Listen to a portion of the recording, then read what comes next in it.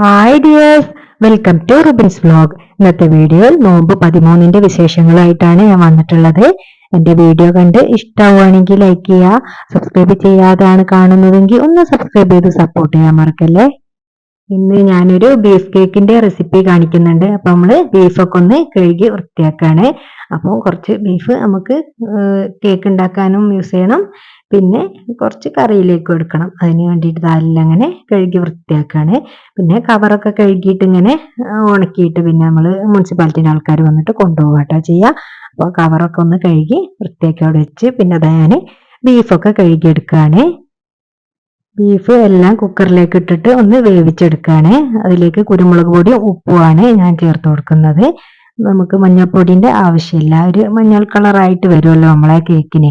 ഫുള്ളൊരു white കളറാണ് കേക്കിന്റെ ഉള്ളിലും ഈ ഒരു ബീഫിന്റെ കളറും മാത്രമാണ് കേട്ടോ ഉണ്ടാവുക. അപ്പൊ നമ്മൾ അതിന് പാകത്തിന് ഉപ്പ് ഇട്ട് കൊടുക്കുക. പിന്നെ അതിലേക്ക് കുരുമുളക് പൊടി ഇട്ട് ഒന്ന് വേവിക്കാൻ വെക്കുക. പെട്ടെന്ന് തന്നെ വെന്ത് കിട്ടിയിട്ടുണ്ടായിരുന്നു കേട്ടോ.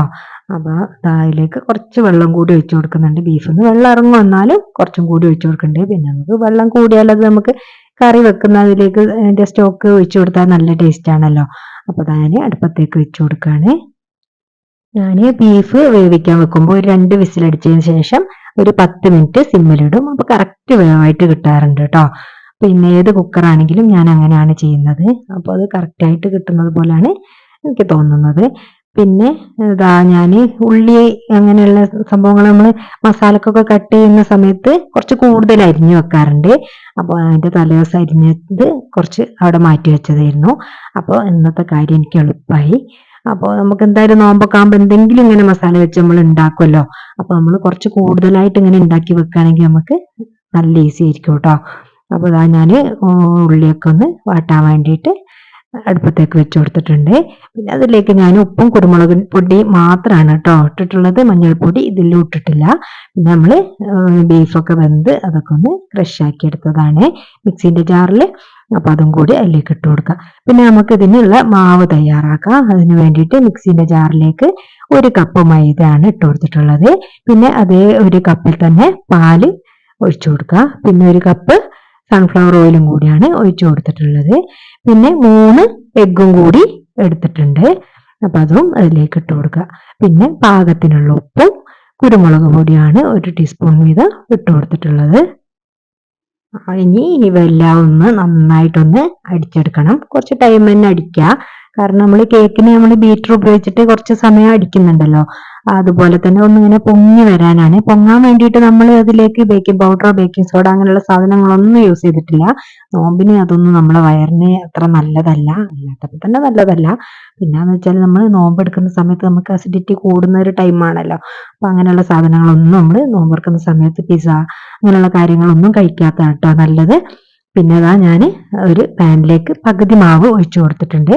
ആദ്യം കുറച്ച് സൺഫ്ലവർ ഓയിൽ നമ്മളെ പാനിൽ ഒന്നാക്കി കൊടുത്തിട്ടുണ്ട്. അതിന് ശേഷമാണ് ഞാൻ മാവ് ഒഴിച്ചു കൊടുത്തിട്ടുള്ളത്. പകുതി മാവാണ് ഒഴിച്ചു കൊടുത്തിട്ടുള്ളത്. അപ്പം മീഡിയം ടു ലോ ഫ്ലെയിമിൽ ഒരു 5 മുതൽ 10 മിനിറ്റ് വരെ നമുക്ക് ആ ഒരു മാവിനെ വേവിച്ചെടുക്കുക. അപ്പൊ ആ ഒരു ടൈമിൽ വെറുതെ നിൽക്കണ്ടല്ലോ. അപ്പൊ നമുക്ക് ജ്യൂസിനുള്ള പൈനാപ്പിളൊക്കെ ഒന്ന് ചെത്തി റെഡിയാക്കി വെക്കാം. പിന്നെ അങ്ങനെ ഓരോരോ കാര്യങ്ങളും നമ്മൾ ഓരോ സാധനങ്ങൾ അടുപ്പത്ത് വെക്കുന്ന സമയത്ത് നമ്മൾ ഇങ്ങനെ ഫ്രീ ആയി നിൽക്കാതെ വേഗം വേഗം ഓരോ കാര്യങ്ങൾ ചെയ്തെടുക്കുകയാണെങ്കിൽ നമ്മൾ പണികളൊക്കെ പെട്ടെന്ന് തന്നെ തീരും കേട്ടോ. പിന്നെ അതാ നമ്മളെ മാവ് കൊഴിച്ചത് റെഡി ആയിട്ടുണ്ട്. പിന്നെ അതിന്റെ മേലേക്ക് നമ്മൾ റെഡിയാക്കി വെച്ചിട്ടുള്ള ആ മസാലയാണ് ഇട്ട് കൊടുക്കുന്നത്. അത് നന്നായിട്ടൊന്നിങ്ങനെ ലെവൽ ചെയ്ത് കൊടുക്കുക.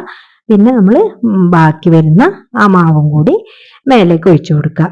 ഇത്രയേ ഉള്ളൂ കേട്ടോ. നല്ല ഈസി ആയിട്ടുള്ള ഒരു കേക്ക് കൂടിയാണ്. നല്ല ടേസ്റ്റുമാണ് കഴിക്കാൻ. ഒരു പണിയുമില്ല, വലിയൊരു കേടുമില്ല. നമുക്കിങ്ങനെ പൊരിച്ച കടി കഴിക്കുന്നതിന്റെ ആ ഒരു കേടുണ്ടാവുകയില്ല.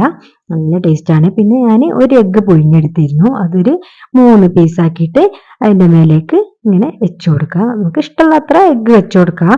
അപ്പോൾ ചില ആൾക്കാർക്ക് ഇങ്ങനെ എഗ്ഗ് കൂടുതൽ കഴിക്കാൻ ഇഷ്ടമുണ്ടാവില്ല. അപ്പൊ ഞാൻ ഇവിടെ മോള് അങ്ങനെ എഗ്ഗ് കഴിക്കൂല. അപ്പൊ ഞാൻ ആ ഒരു സൈഡ് 2 സൈഡ് ഇങ്ങനെ മാറ്റി വെച്ചതാണ്. അപ്പൊ എഗ്ഗ് ഇഷ്ടമുള്ളവരുണ്ട്, അവർക്ക് എഗ്ഗ് കഴിക്കുകയും ചെയ്യാം. അങ്ങനെ കേട്ടോ ഞാൻ കുറച്ച് എഗ്ഗ് മാത്രം വെച്ചത്.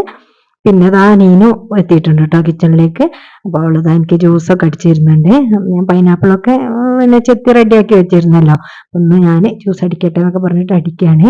ഈ ഫ്രൂട്ട്സ് കട്ട് ചെയ്യുക അങ്ങനെയുള്ള കാര്യങ്ങളൊക്കെ ആകുമ്പോഴേക്കും ആള് വേഗം എത്തും കേട്ടോ കിച്ചണിലേക്ക്. എനിക്ക് ഇഷ്ടമാണ് അങ്ങനെ ചെയ്യാൻ. അപ്പോഴേക്കും നമ്മളെ കേക്കൊക്കെ ഇവിടെ റെഡിയായി കിട്ടിയിട്ടുണ്ട്. പിന്നെ നമ്മളെ കേക്ക് ഒന്ന് തിരിച്ചിട്ട് കൊടുക്കണം. അതിന് വേണ്ടിയിട്ട് ഞാനിതാ ഒരു പാന് എടുത്തിട്ടുണ്ട്. അതിലേക്ക് ഒന്ന് തിരിച്ചിട്ട് കൊടുത്തിട്ടുണ്ട്. അപ്പോൾ അതും കൂടി ഒരു 5 മിനിറ്റോളം വെച്ചാൽ മതി. പിന്നെ നമുക്ക് ഫ്ലെയിമൊക്കെ ഓഫാക്കി അത് ഇറക്കി മാറ്റി വെക്കാം. പിന്നെ നമ്മളെ മസാല കുറച്ച് ബാക്കി ഉണ്ടായിരുന്നു. അപ്പം ഞാൻ കുറച്ച് സമൂസൻ്റെ ഷീറ്റും ഉണ്ട് ഇവിടെ. അപ്പോൾ അതിലേക്ക് നിറച്ചിട്ട് കുറച്ച് സമൂസ ഉണ്ടാക്കിയിട്ടുണ്ടായിരുന്നു. അപ്പോൾ അതൊന്ന് ഫ്രൈ ചെയ്തെടുക്കുകയാണ്. നമ്മൾ നോമ്പൊക്കെ തുറക്കുന്ന സമയത്ത് ഇങ്ങനെ ഈ ഒരു സമൂസയും ആ ഒരു കേക്കും പിന്നെ ജ്യൂസും കുറച്ച് വെള്ളവും ഈത്തപ്പഴം നട്ട്സ് അങ്ങനത്തെ ഒക്കെ കഴിച്ചിട്ട് നമ്മളെ വയറൊക്കെ ഇങ്ങനെ ഫില്ലാവുമല്ലോ. ആ ഒരു ടൈമിൽ പിന്നെ നമുക്ക് പിന്നത്തെ ഫുഡൊന്നും നമുക്ക് വേണ്ടി വരില്ല. അതുകൊണ്ട് തന്നെ നമ്മൾ നിസ്കാരവും കാര്യങ്ങളൊക്കെ കഴിഞ്ഞതിന് ശേഷമാണ് ഫുഡൊക്കെ കഴിക്കല് കേട്ടോ. അപ്പോൾ ദാ നമ്മളെ സമൂസ ഇവിടെ റെഡി ആയി കിട്ടിയിട്ടുണ്ട്. പിന്നെ നമ്മൾ പിന്നെ വത്തക്കാണ് കട്ട് ചെയ്യുന്നത്. അപ്പം ഫ്രൂട്ട്സ് ഒക്കെ ഇങ്ങനെ കട്ട് ചെയ്യുമ്പോൾ ഒരു എന്താ പറയാ, നമ്മൾ ഇങ്ങനെ ഈ ഒരു ടൈമിൽ നമുക്ക് ഒരു ക്ഷീണവും തോന്നൂല. കാരണം നമുക്ക് രാവിലെ തൊട്ടിട്ട് ഉച്ച വരെ ഒരു വലിയൊരു പണിയൊന്നും ഉണ്ടാവില്ലല്ലോ. അപ്പോൾ ഭയങ്കര ഒരു ഇതായിരിക്കും. പക്ഷെ നമ്മൾ കിച്ചണിലേക്ക് ഇറങ്ങി കഴിഞ്ഞാൽ സമയം എത്ര പെട്ടെന്നാ അങ്ങ് മാറിപ്പോകുന്നത് എന്ന് നമ്മൾ പിന്നെ ബാങ്ക് കൊടുക്കുന്ന സമയത്താണ് കേട്ടോ അറിയാം. എത്ര പെട്ടെന്ന് സമയമായോ എന്ന് നമുക്ക് തോന്നും കേട്ടോ. കിച്ചണിലേക്ക് ഇങ്ങനെ ഇറങ്ങിയിട്ട് ഓരോ ജോലികളും ചെയ്യുമ്പോൾ അതാ നമ്മൾ എല്ലാം ഒന്ന് ടേബിളിലേക്ക് സെറ്റ് ചെയ്യാണ്. അപ്പോൾ ഓരോന്നും ഇങ്ങനെ സെറ്റ് ചെയ്ത് വെക്കാൻ കുട്ടികളുണ്ട് കേട്ടോ എൻ്റെ കൂടെ. നമ്മളെല്ലാ കാര്യത്തിനും അവരെ കൂട്ടണം, അത് മറക്കരുത് കേട്ടോ. പിന്നെ നമ്മളെ കേക്കൊക്കെ കറക്റ്റ് ടെക്സ്ചറിൽ തന്നെ വന്നിട്ടുണ്ട്. ഒന്ന് നല്ലതുണ്ടായിരുന്നു കേട്ടോ, കഴിക്കാൻ വേണ്ടിയിട്ട് നല്ല സോഫ്റ്റ് ആയിരുന്നു കേട്ടോ സംഭവം. അപ്പോൾ ഒന്ന് കട്ട് ചെയ്ത് ഇങ്ങനെ വെക്കുകയാണ്. എന്നാ പിന്നെ കുട്ടികൾ ഇപ്പൊ കഴിച്ചിട്ടില്ലെങ്കിലും പിന്നെയും പിന്നെയും ഇങ്ങനെ എടുത്ത് കഴിക്കുക. അപ്പൊ ഞാൻ ടേബിളിൽ തന്നെ ഇങ്ങനെ അടച്ചു വെക്കുകയാണ് ചെയ്യുക. അപ്പോൾ അവർക്ക് വേണ്ടത് ഇങ്ങനെ ഇടക്കിടക്ക് കഴിച്ചോളും. ഞാനത് കിച്ചണിലേക്ക് കൊണ്ടുവച്ചാൽ പിന്നെ അത് അങ്ങനെ എടുത്ത് കഴിക്കണം എന്നില്ല. അപ്പൊ ഞാൻ ഈ ഫ്രൂട്ട്സും ഈ ഒരു പിന്നെ ഇതെല്ലാം ഈ ടേബിളിൽ തന്നെ ഇങ്ങനെ അടച്ചു വെക്കും കേട്ടോ. പിന്നെ ഞാൻ നിസ്കരിക്കാൻ പോവും. പിന്നെ കുറെ കഴിഞ്ഞ് വരുമ്പോഴേക്കും ഏകദേശം സംഭവങ്ങളൊക്കെ അവർ കഴിച്ചിട്ടുണ്ടാവും. അങ്ങനെയൊക്കെയാണ്. പിന്നെ ഞാൻ പത്തിരിയും ബീഫ് കറിയുമാണ് ഉണ്ടാക്കിയിട്ടുള്ളത്. അതൊക്കെ മോനു പിന്നെ പള്ളിയിലൊക്കെ പോയി വന്ന് ഞങ്ങൾ നിസ്കാരവും കാര്യങ്ങളും പഠിക്കലും ഒക്കെ കഴിഞ്ഞതിന് ശേഷമാണ് കഴിക്കുന്നത്. അപ്പോൾ ഇന്നത്തെ വിശേഷങ്ങൾ ഇത്രയൊക്കെയാണ്. എൻ്റെ വീഡിയോ കണ്ട് ഇഷ്ടമാവുകയാണെങ്കിൽ ലൈക്ക് ചെയ്യുക. സബ്സ്ക്രൈബ് ചെയ്യാതാണ് കണ്ടതെങ്കിൽ ഒന്ന് സബ്സ്ക്രൈബ് ചെയ്ത് സപ്പോർട്ട് ചെയ്യാൻ മറക്കല്ലേ.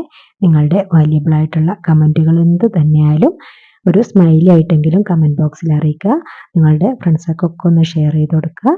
Thanks for watching. ബൈ.